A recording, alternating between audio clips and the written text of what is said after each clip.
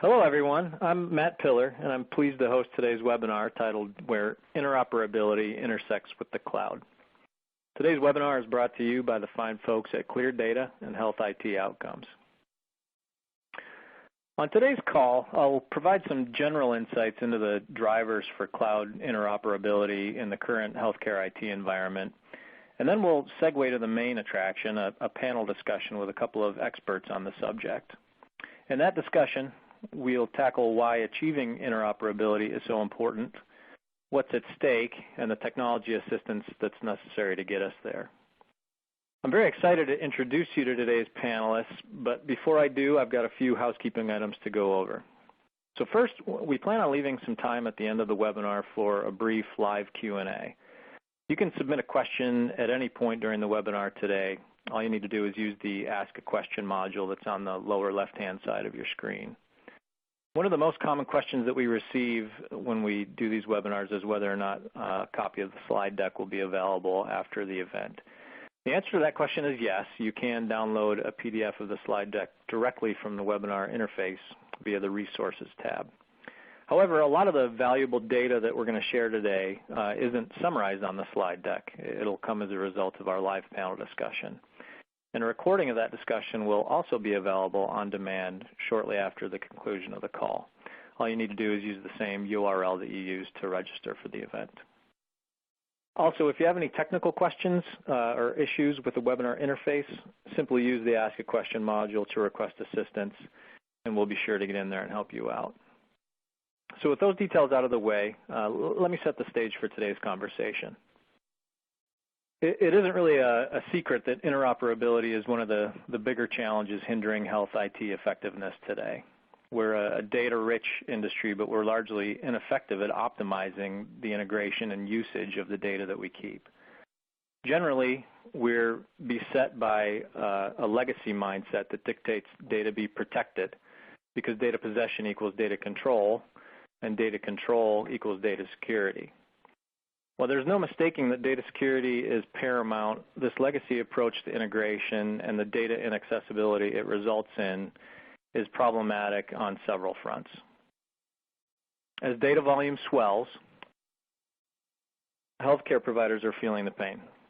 They're facing the massive computing equipment, storage, IT, staffing, and physical space investments necessary to accommodate growing volumes of electronic healthcare data. Meeting those needs is cost prohibitive for today, and it's unsustainable for tomorrow. Legacy and proprietary systems result in siloed patient data management that's system and facility specific. That creates a significant roadblock as we transition to outcome or value-based reimbursement structures. In the immediate future, provider success is going to be defined by patient outcome. To achieve positive outcomes, multiple and disparate providers and devices, including hospitals, PCPs, urgent care specialists, and at-home devices, will need to easily exchange electronic health data between different health information systems and do so in a standardized way. That's difficult and it's costly, if not impossible, to achieve in the current siloed health data systems environment. So last year, the ONC reported that 1 in 3 individuals experienced at least one gap in health information in 2013. That is a glaring symptom of our lack of interoperability. On a larger scale, public health management initiatives, which play an integral role in achieving value-based patient outcomes, are encumbered by the same disparate proprietary and legacy systems architectures. And to provide a little bit of context on those 1 in 3 patients who experience gaps in their health information, the most common of those gaps dealt with the sharing of medical histories among providers and the delivery of medical exams or tests to doctors and specialists. Outcomes-based reimbursement simply can't work in this environment. And then there's the expense versus quality of care issue. Healthcare remains the single largest expenditure and percentage of our national GDP, and it continues to grow at an unsustainable rate. And even as healthcare costs rise, in part due to a lack of data interoperability and the inefficiencies created by that disparity, the U.S. ranks below other industrialized nations on several key quality of care metrics. Political debate aside, the federal government, including the CMS and the ACA, that provided a framework for an outcomes-based reimbursement model through the CMS and the ACA.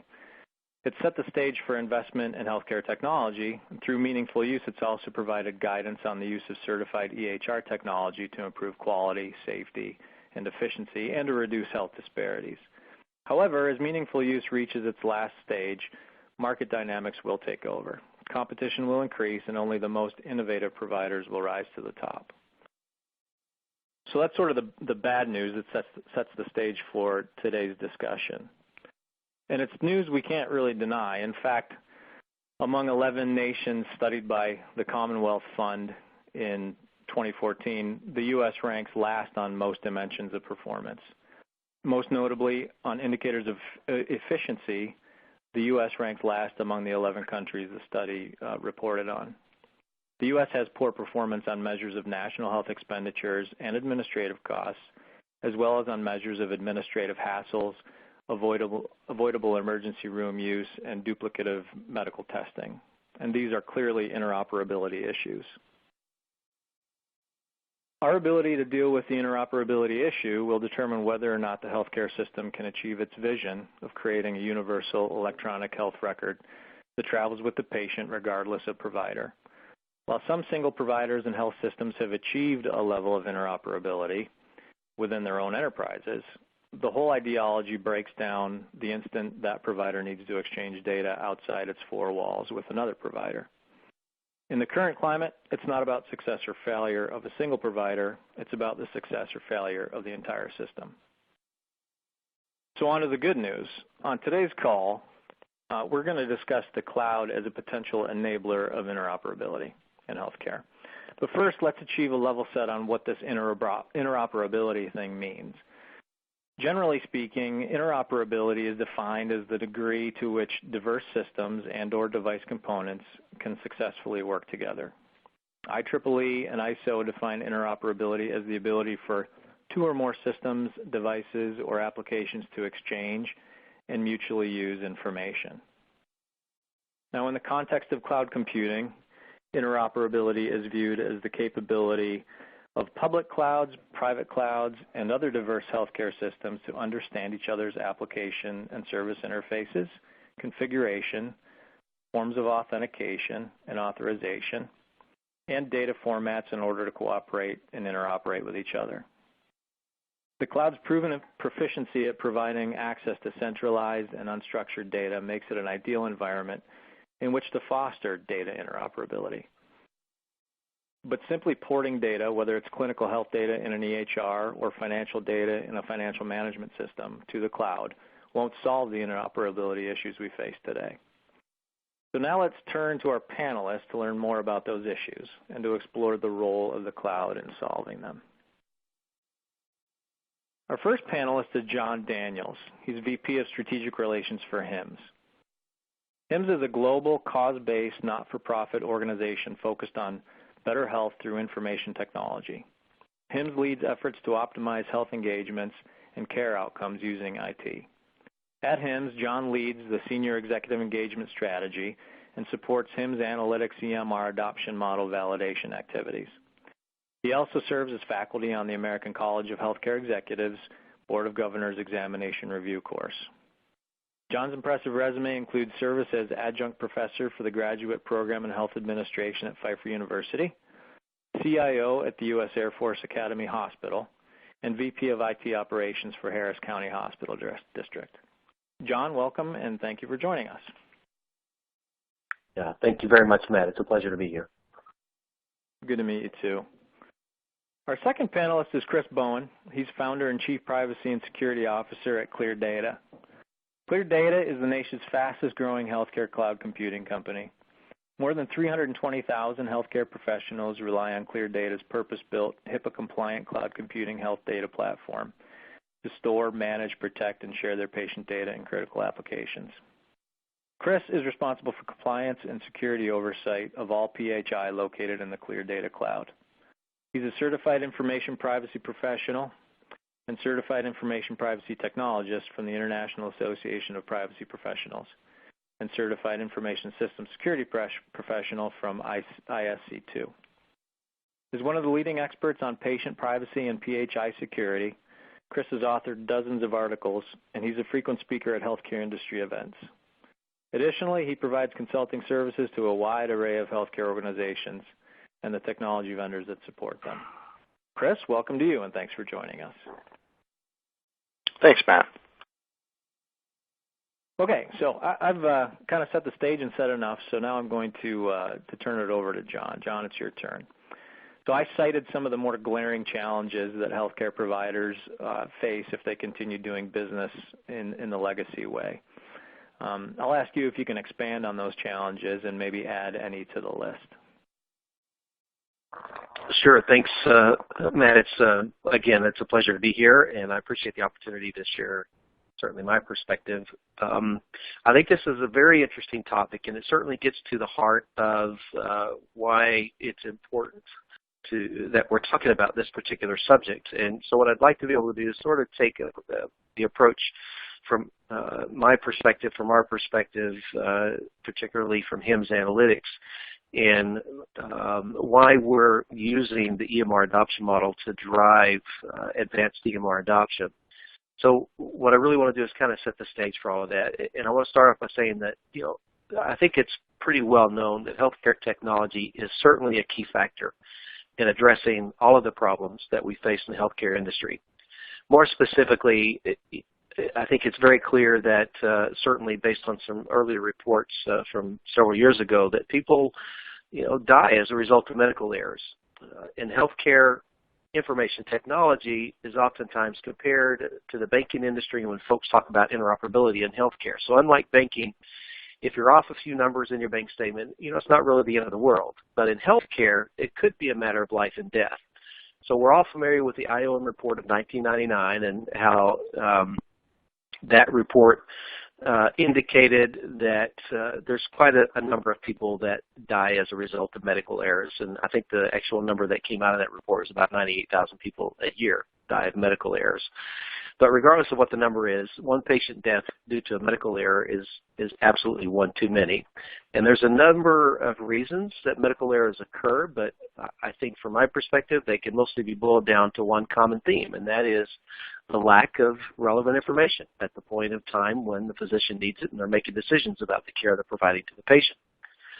So it's certainly not because of a lack of data or a lack of information in healthcare. The challenge actually is efficiently gaining access to and exposing the most relevant data and the information at the point of care.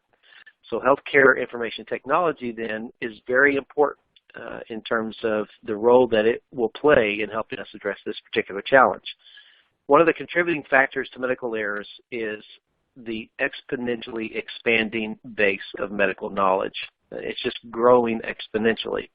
In fact, according to the American Medical Association in 2006, this knowledge expansion is making it virtually impossible for physicians to stay ahead of the curve on the latest medical information. There are other studies that suggest that even managed care practices may be limiting the amount of time physicians spend with their patients, which in turn impacts the amount of time they have to think about making the right diagnosis and ordering the right treatments. So I heard a statement once that basically said this: information load is a complex mixture of the quantity, ambiguity, and variety of information that people are forced to process.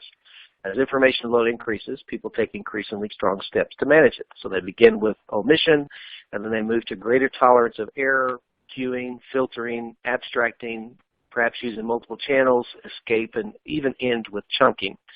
So this is why we're seeing more knowledge management type of activities that are used to help us automate sort of that decision-making process that makes it possible for us to have the most relevant information at the point of care. But systems need to be able to communicate with each other in order to be able to provide that level of support to physicians. And that there is the challenge. So how is that challenge being addressed? In some ways, there was a follow-on report from the IOM, I think in 2001, after the initial 1999 report that basically said, if we really want to make healthcare safe, timely, efficient, equitable, and patient-centered, there's going to have to be a significant investment in information technology. And it's that significant investment in information technology that's going to help us achieve interoperability.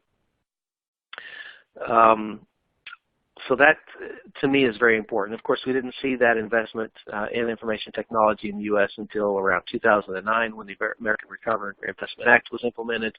And there we saw about $20 billion in aid that came to the healthcare industry to help build up the IT infrastructure and to help at least pave the road towards a interoperable healthcare system. So, in short, the challenge is making sure that physicians, caregivers, those people that are making decisions about the care that's being provided to patients are getting all of the information, the most relevant information that they need at the point in time they need it the most. And the only way we're going to be able to do that is to successfully figure out how to solve this whole interoperability challenge. So to me, Matt, that's a pretty big one. Right. Okay. So if you boil that down to the infrastructure investments that we're making right now, if you boil that down to the context of the data landscape, what do you see as the most formidable barriers to interoperability right now?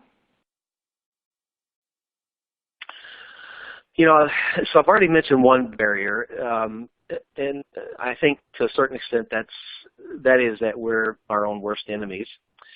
I totally get what the federal government has, the role they have to play in helping to resolve these issues. I mean, after all, their focus is on protecting the health and welfare of the population, right?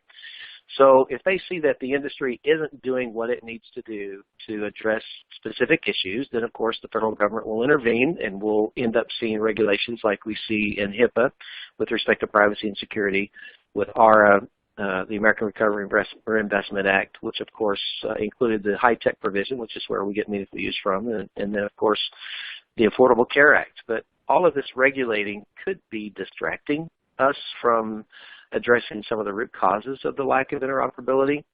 So for example, one of the original proposed HIPAA rules was for the development of a national patient identifier. Since that idea was proposed, there was a huge uproar about the idea that we might lose all of our privacy protection to the feds and that the feds might have access to information that we really don't want them to have access to. And as a result of the uproar, of course, the government decided that we're not going to spend, taxpayer dollars to research the idea of developing a national, single national patient identifying standard. But in my view, how else can you ensure that, my personal health information, for example, moves securely and seamlessly from one care environment or one care provider or one system to another unless you can say without a doubt that this information belongs to me and nobody else. Now, I'm not saying it can't be done without a national patient identifier, but I do believe the problem becomes much more complex, it becomes much more costly, and I think it's going to take longer to solve without some form of a national identification standard for us as individuals relative to our electronic health records. Okay. All right, and you obviously, from the outset of your comments, John, you kind of said it clear that the stakes are high. I mean, there's an old saying in my business that if something happens late or if we don't have the information we need, we're not curing cancer. Well, that's not really the case in this industry. So, we don't sweat it. We're not curing cancer. But here, that's one of the things we're trying to do. So if you look at those barriers and you look at the potential that they're not addressed beyond the life and death nature of what we're doing, what is the end game if these barriers aren't addressed? I mean, around, regulatory and mandate, competitive risk, that kind of thing. Yeah. No, that's a really good question. And just before I answer that specifically, let me just say that, as a CIO, trained as a CIO, also trained as a hospital administrator, my focus is not on the technology itself. My focus has always been to support the physicians and the caregivers through the best use of information technology that I can provide for them, making their job as easy as possible while still allowing us to be able to use technology to achieve the end results of, improved patient outcomes, improved patient safety, and reduced cost and that sort of thing. So it's really not about the technology. It's my focus has always been on using the technology to better support those who are giving care and to better support the patients. Now, in terms of, what's the end game if these barriers aren't addressed? To me, I think the end game is pretty clear. If they're not addressed, we don't make progress. I think the healthcare system will continue to be inefficient. I think it will continue to be costly. And I think, and it'll be the one industry in our whole economy that, quite frankly, threatens the future viability of our economy. The other result is that there's no real progress towards achieving the triple aim, which is what I was talking about: improved safety, improved access. I didn't mention, but certainly one of those: decreased cost. If we don't do something to address this issue, we're not going to see any of those improvements. We're not going to be able to achieve the triple aim that we've talked about. Right now today, we're already 34th in the world for life expectancy, and we're 27th in the world for infant mortality. So, will that get worse? Potentially. Perhaps we'll even fall from being the 15th happiest country in the world to something much lower. But unless we address it appropriately and we do something about it, I think it's just it's not going to get any better. We'll just continue trudging along. It's funny. I heard a preacher say one time when he was preaching about, what's a rut? You get caught in a rut sometimes, and a rut is nothing but a grave with both ends kicked out. And so unless we address these issues, it's as if we're going to be stuck in a rut, right? So. Yep. Yeah, need to find one of those ends. Okay. Exactly. So John, the Office of the National Coordinator recently released an interoperability roadmap, and my next questions are, it's sort of a two-part question, maybe a several-part question on that. I'm interested in your opinion on it. What its strengths and weaknesses are, what's missing, and what you might see as the key to standardization. Mm-hmm. Well, there's a lot of information in that document, and I guess I could boil it down to a couple of things, at least initially. First of all, I think it's a really good start. It's a draft document. I think the comments that ONC is getting from the industry, both the vendors and the buyers or the providers, if you will go a long ways to helping the ONC continue to hone that strategy going forward. But I think it's a good start. It definitely needs some tweaking. Now, some believe that it may be too much of a top-down driven approach, and they think that we should see more of a collaborative approach with respect to this roadmap, particularly when it comes to the governance aspect of the roadmap. So rather than ONC prescribing the requirements, perhaps the government should aim to partner with the private sector in governing the various domains of the roadmap, such as the standards development domain, the testing domain, and certainly in the other areas. So rather than taking a top-down driven approach, I think one of the things they need to consider is looking at it more of a sort of a public-private partnership type of collaboration.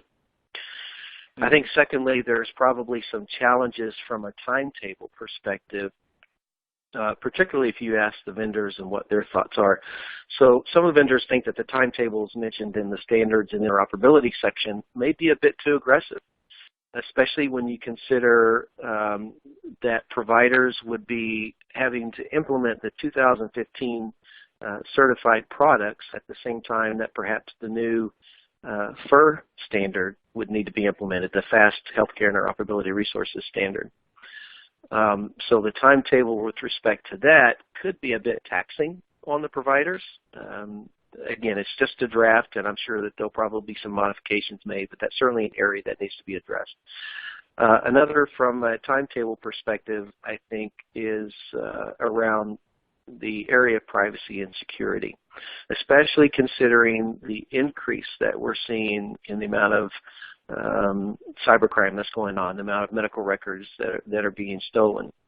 There are certain people that believe that the timetable for addressing privacy and security isn't aggressive enough, and that we need to be much more aggressive in addressing privacy and security. So I think there's some adjustments that will need to be made along those lines as well. So let me stop there and just say that I certainly am not the expert. I didn't write the roadmap, but I have read through it at least at a summary level, and I do think it's a good start. But obviously, there's going to need to be some tweaking in order to get it to the point where it's accepted and certainly feasible and being able to implement it effectively. Yep. Okay. All right. Okay. We're going to switch gears a little bit and invite Chris into the conversation here in just a minute to start talking a little bit about the cloud's role in the issue. But I want to remind the audience that we welcome your questions as John and Chris are talking through these issues. And John, again, I mean, you're more than welcome to jump in here as we open up the discussion to Chris. So Chris, my first question for you is, again, more specifically about the cloud. And what I'd like you to do, if you would, is sort of describe the mechanics of interoperability in the cloud in general terms. I don't know how technical our audience is, but in general terms, how does interoperability in the cloud work? Sure, Matt. I want to go back to one thing that John said very well regarding barriers for a second before I jump into the technology, and that is really the national effort to scrap the patient identifier type of initiative. You see things like Social Security numbers being stolen. We've read about some of those in just recent months of, for example, Anthem having a whole bunch of data stolen with Social Security numbers. You know, a lot of these we don't have to collect, but what we're seeing in the industry is folks are collecting them because they're still trying to grapple with whether John Smith is actually James Smith or John F. Smith, and trying to really solve this identifier type of challenge. So great point on that, John. I think you said that very well. Sometimes we do get distracted with other initiatives when we should really be focusing on how to make the systems work together. Going back to your question, Matt, how does it work? Well, let's go back to something we all know really well, and that is the Internet. The Internet is one of the foundations of cloud computing. It's an excellent example of how portability and interoperability can deliver extremely massive benefits. It has a few basic, well-defined components, such as a host, a router, a network, and these have really clearly defined interface standards, such as TCP, IP communication protocols, and other things. Now, cloud is a little bit more than the Internet. In fact, it's a lot more. It provides information processing and storage, as well as communication and display. So how does it work? Well, a cloud component needs to talk to other cloud components in a meaningful way. Information, or infrastructure rather, needs to talk to a platform. Platform needs to talk to applications and marketplaces. Marketplaces are things like app stores for Android, Apple, other kinds of marketplaces to enhance the interoperability of the data that's being shared in the cloud. And at the same time, applications need to be able to present data, but also talk to other applications. So application components typically intercommunicate by invoking the respective platform. So these protocols really enable the necessary communications around interoperability directly, and they're really indirect enablers of application interoperability. That's why platform is such an important tool. Interface standards can apply to generic components such as platforms and infrastructure, but applications have interfaces that reflect their particular functionality, and they have to use APIs and other web-based services to move data from application to application.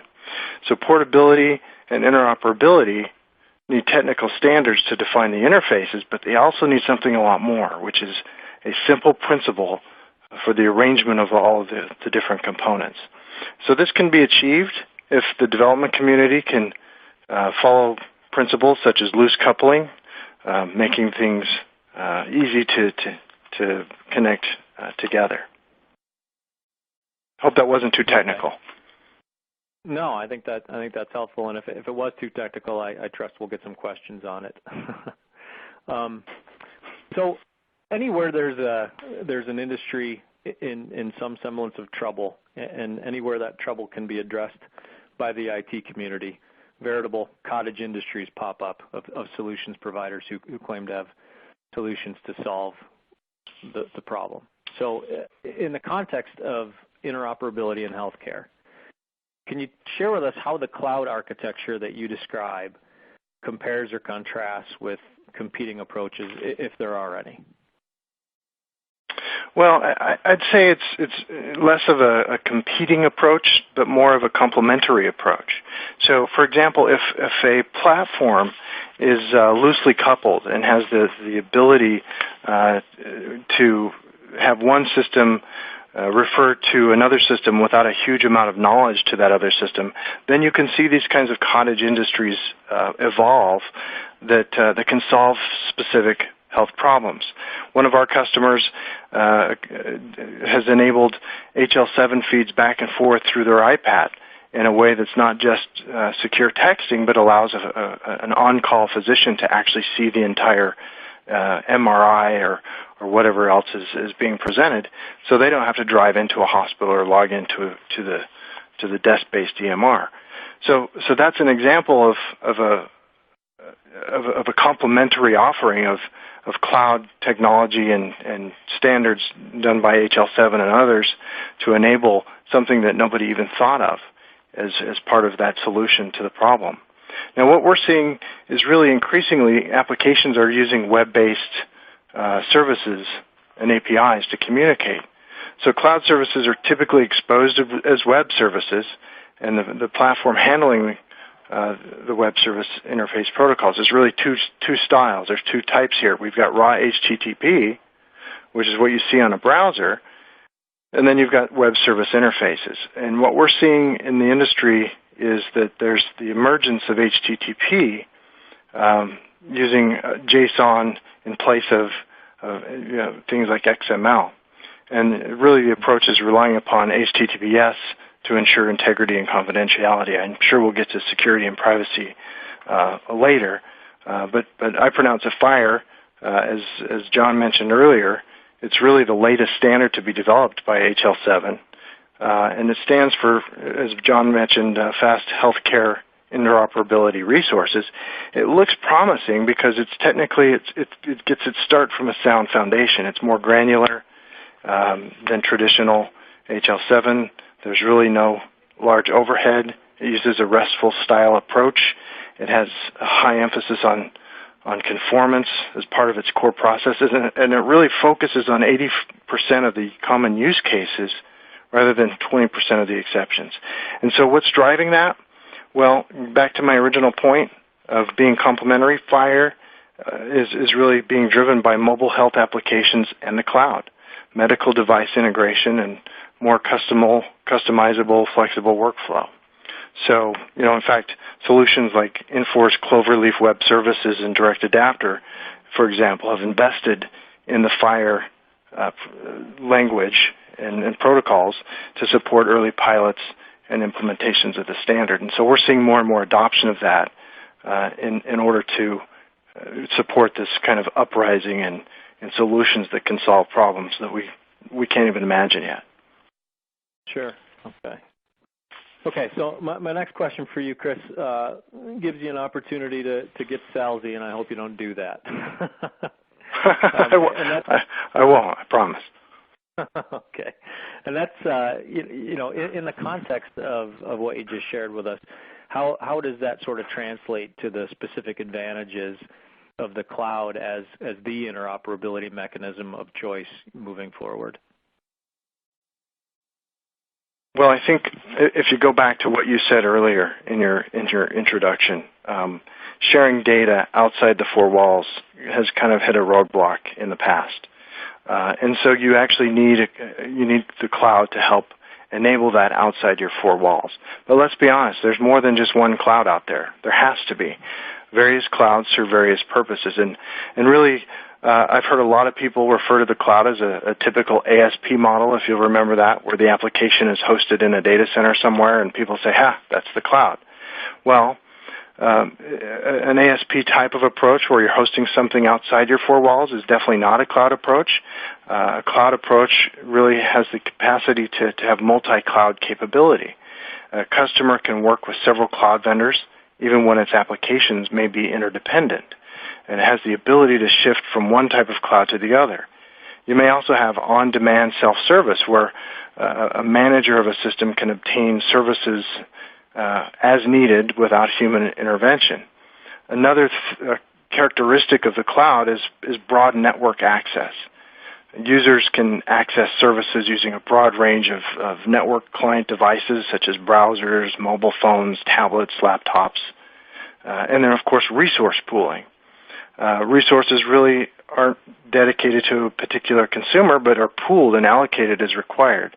And as John alluded to earlier very well, which is, cost can be a barrier. Economies of scale in a cloud environment can really help you focus on solving a problem with your resources rather than putting money into an additional firewall somewhere. Another component of the cloud is rapid elasticity. The amount of resources allocated to a consumer can be expanded and contracted quickly and easily to meet demand. If you look at how Amazon was formed, the reason they have Amazon Web Services is because they built up their infrastructure to support commerce at peak periods of shopping times around the holidays. Well, with all this excess capacity, they were able to offer that to the marketplace, which was a brilliant entrant into that, or pioneer into that cloud computing landscape. But the cloud really brings new dimensions to data architecture by introducing other data cloud storage services and facilitating big data. And so this helps when you're talking about genomics and research and population health and anything that demands a large data set in real time. And then if you talk about Internet of Things or tracking data around your activities, the data's, to your point, Matt, generated faster than people can even keep up with. And so a NoSQL approach is really going to be necessary in the future. And then finally, the cloud can offer measured service. It can give the consumer a reference of how much they've actually used. So really economies of scale, demand-based storage tiers, all kinds of things can benefit the healthcare industry. Yep. Okay. If you look at cloud adoption across several different industries, some of them have been a little bit hesitant, and in some cases a lot hesitant, given security concerns. I think of like retail, for instance, a lot of great big tier one retailers who are deathly afraid at this point of payment security breaches are hesitant to move some mission critical applications like payment processing and point of sale to the cloud. I trust that that's the case in healthcare in some cases as well, given the fact that we're dealing with very sensitive patient health information. So, Chris, the question for you is, having identified that data security and ownership of that data is an issue, from the outset, that legacy mindset, and having ascertained that the cloud's role in attaining interoperability. Can providers rest assured that the cloud can facilitate their privacy and security concerns? Well, first of all, the short answer is yes, absolutely. Let's not think of that as a silver bullet, a magic solution to security. We had a customer shoot me an email a couple of days ago and said, "Hey, you've got this one setting in my environment. Surely you're not relying on that to solve all of our security problems." And I had to explain that ClearDATA takes a whole defense in depth strategy towards securing data, everywhere from policies and procedures and training into encryption of data at the right places. But going back to the interoperability side of things, all interfaces that require communication over HTTP are susceptible to normal web application security risks. So a cloud-based approach is a lot different than an on-premise approach, mostly because a purpose-built cloud provider can usually deploy security at all layers of the stack, all defensive layers. And they can do so with economies of scale in both cost and also expertise. So the point is the security of a system depends on the security of all of its components and on the security of all the links in between them. So security should really be considered at all stages of a system as well as within the component design. But beyond a defense in-depth approach, a real cloud solution should really address a couple of things. First and foremost, tenant separation. So infrastructure, platform, and application components, they may all be multi-tenanted, which means multiple customers may share the same physical hardware. But we want to make sure that no tenant can be able to obtain information about other tenants or their operating systems or the content of their data. Nor do we want to allow any tenant to be able to modify the desired operation of somebody else's system. Think about change control. If somebody on one side of your chassis decides to deploy some patches, we want to make sure that doesn't impact you in an adverse way. And same with a more nefarious type of approach. So another part is the use of the internet. Systems should really only be able to be accessed by authorized principals. So information shouldn't be read or modified by third parties while in transit, over the wires or wirelessly. Denial of service attacks have to be mitigated. Dealing with DOS attacks is really inherently problematic and could require the participation of multiple application components as well as platform components. It's a tough one to solve, for sure. Another area is service operation. The user of a cloud service has to rely on the operator of that service to make sure that the data is not modified or read or accessed inappropriately. And really this is a question of ensuring that the service contract forbids the practice of doing that. I negotiate a lot of business associate agreements with our customers. And a lot of them will say, hey, we're a business associate or we're a covered entity, and if some individual wants to request their data, you need to do that, give them their data within three days or whatever, 5 days of that request. And my retort is usually, if you're the covered entity, we think you should be the one interacting with that individual and looking at that individual record set while we maintain and make sure the data has file integrity monitoring and is available and confidential for the most part. And then finally, a couple more points, and I just go on and on, Matt, sorry, but resource management. This is an area that I'm... Yeah, this is your wheelhouse, right? This is kind of what I'm passionate about. I don't get to talk about this very much because my wife's eyes glaze over and she just wants to change the subject, but it's really exciting for me. So the final two things around... What's that? I was just going to say, Chris, go on. It's important. We've already fielded a few questions in our Q&A dialogue that good. So go on. Yeah. Oh, great. The other is really resource management. So the infrastructure platform, the platform itself, the application management interfaces, well, they need to be secure. They need to prevent tampering with systems through their management interfaces. So again, looking at the whole ecosystem of the cloud, you absolutely have to make sure those resources are managed properly. And then finally, component integrity.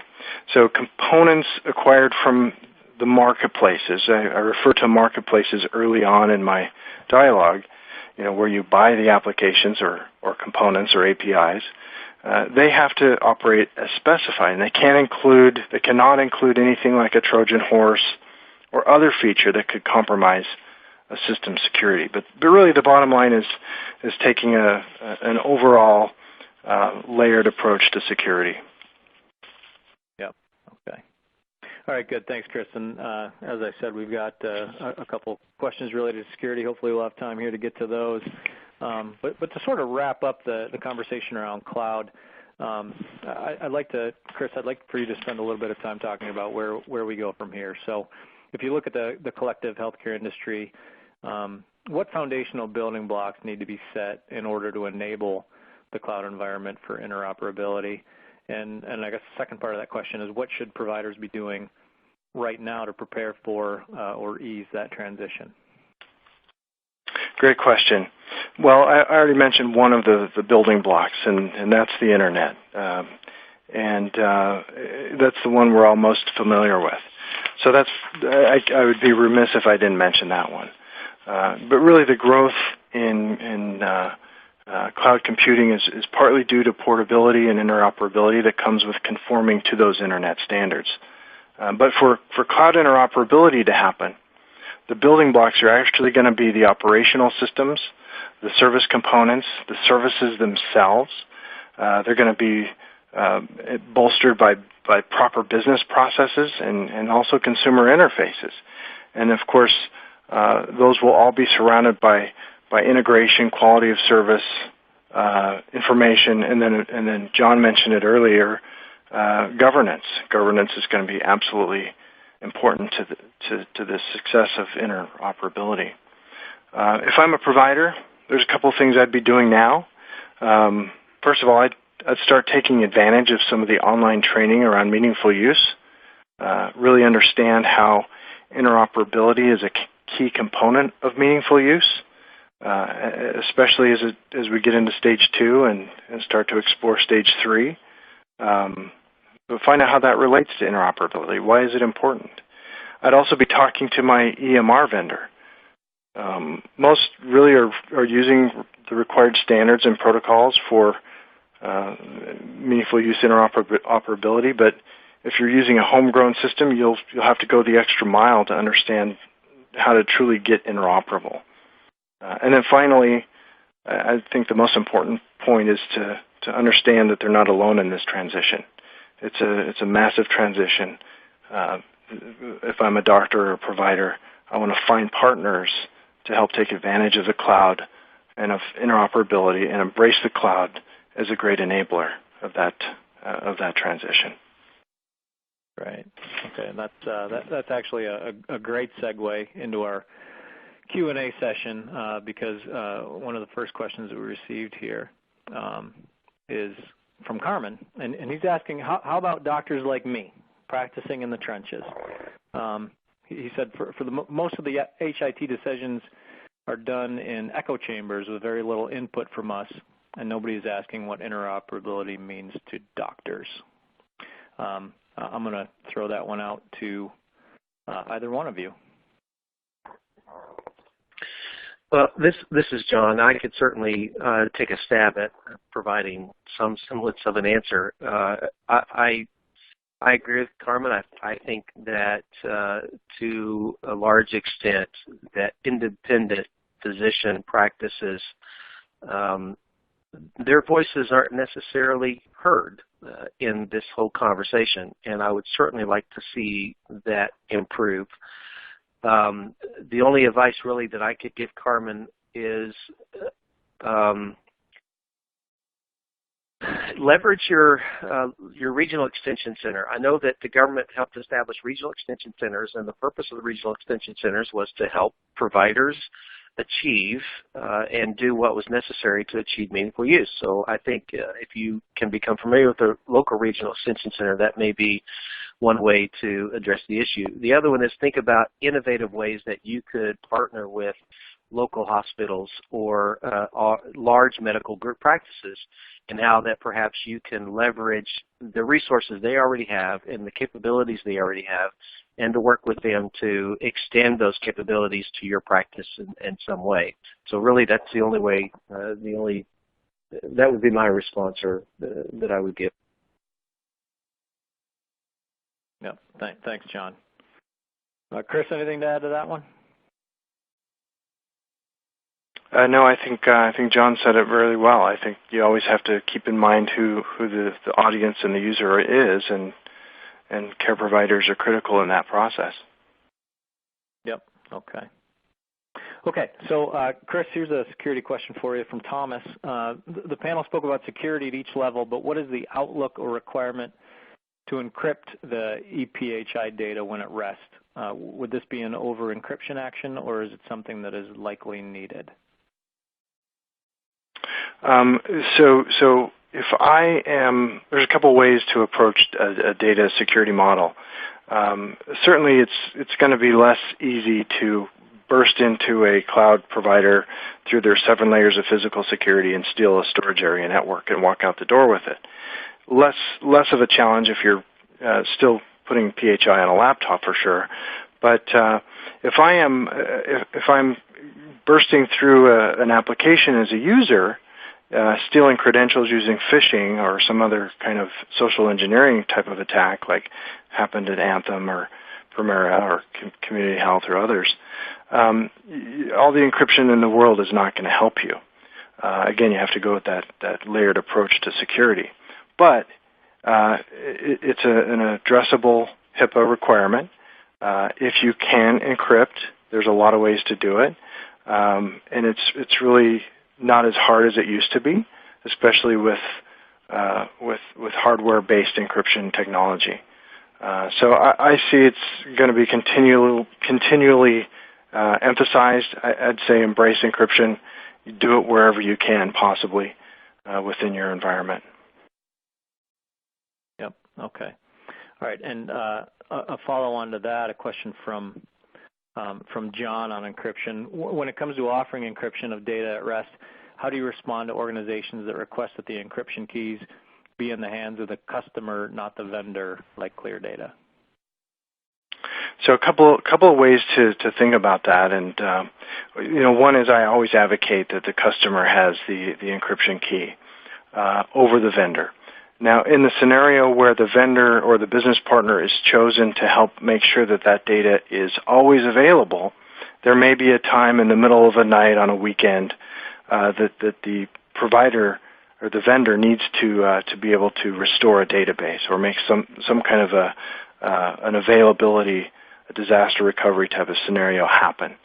In those scenarios where, as John mentioned earlier, changing not having the right information at the right time could cost people their lives, it becomes a matter of minutes before you can adversely impact somebody for the rest of their life. So you have to have a vendor that you trust to help you manage that key, if you will, unless you want to take that responsibility on, in which case you're kind of missing some of the economies of scale that could come with a good provider that's focused on helping you deliver your own IT. And so really think about them as an extension of your own IT shop.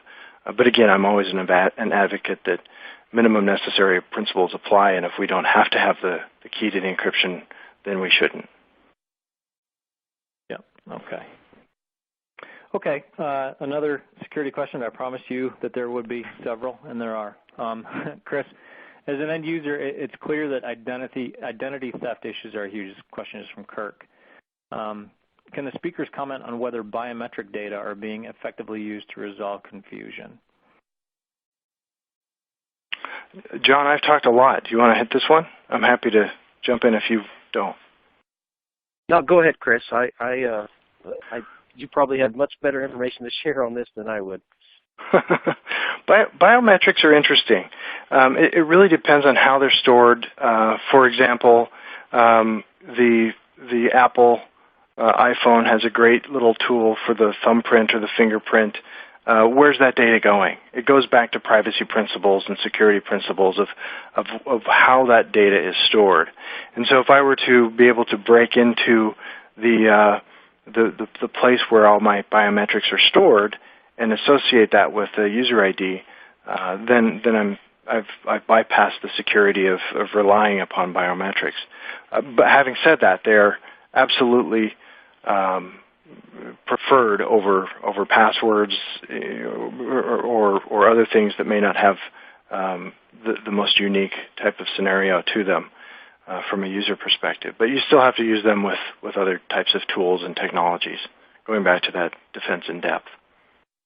Yeah, and this is John. I guess I can add a couple of things to it. I have used biometrics before as a CIO at a hospital, and it actually worked quite well, but it was discontinued after I left the hospital. I'm not 100% sure why, but from my own personal experience, I tended to like it. I have also seen it used in hospitals that I've visited around the world, particularly in China. I know that they use biometrics to allow their patients and the patients' families to sign consent forms or to sign other documents that the hospital asked them to sign. So from that perspective, they use it a lot, and they like it a lot, and it seems to work out very well for them. So they know for sure that who signed the document and so forth. So that's been my experience. All right, great. Thanks, John. All right, we're going to try to squeeze one more question in here before we get off the call, and it's another security question. And the question is, with testing the integrity of the cloud, accessibility, privacy, and confidentiality, is there any testing of the unauthorized access by having professional hackers test the security of the cloud? And the participant asked this because it was a discussion in a HIMSS program in Ontario. So, Chris, I'm assuming maybe you can jump on that one. Sure. We think that's a great approach. ClearDATA employs third parties to test its own networks, its own cloud offerings, and that really going back to defense in depth. That goes from anything from the network side, even down to the application components. So doing vulnerability scans and other things on your components within your cloud are very important. Code scans, etc. But then, of course, employing ethical hackers on your behalf to find those vulnerabilities is a very great resource that any cloud offering should be doing. In fact, if you look at it from a HIPAA perspective, you also need to have evidence that shows that you are doing information system activity reviews, as well as vulnerability management and all kinds of other security topics that should be able to be proven with artifacts from your cloud provider. Mm-hmm. Okay, great. Thanks, Chris. Okay, we're going to have to wrap it up here. We're running out of time. So Chris and John, I want to thank you guys for your time. It's been very informative and time well spent, I'm sure, for our audience. Thank you. Thank you. It's been a pleasure. Thanks, Matt. Absolutely. Yeah, thanks to our audience for participating in the call and asking some great questions. That's the conclusion of today's webinar. I want to thank you for joining us, and I want to remind you to be sure to visit cleardata.com and HIMSS.org for more information and resources on interoperability in healthcare. Also, be sure to visit this recording on demand using the registration information that you used to register in the first place, and feel free to share it with your colleagues. Thanks again for joining us. Have a great afternoon, and enjoy the rest of your week.